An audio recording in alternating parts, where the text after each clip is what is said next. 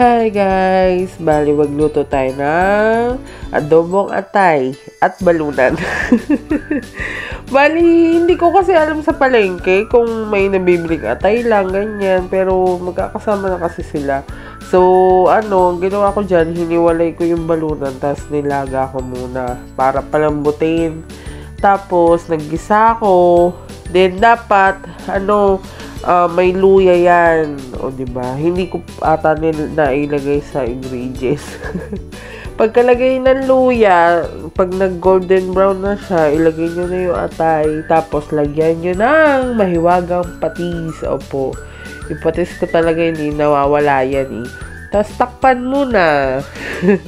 Pagka, yung luto-luto na, ilagay nyo na yung pinakuloan yung balunan, tapos pati yung sabaw, yung pinakuloan niya, para nandun talaga yung sarap, yung lasa.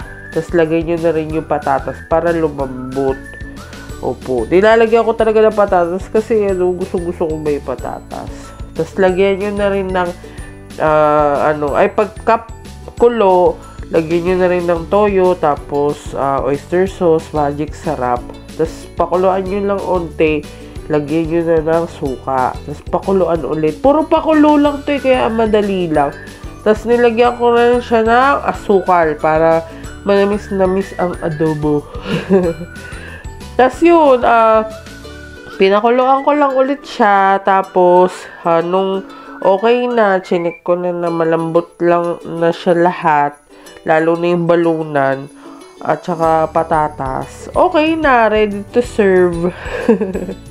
O diba, grabe. Pwede nyo pa nga yan lagyan ng itlog kung gusto niyo yung mga pugo.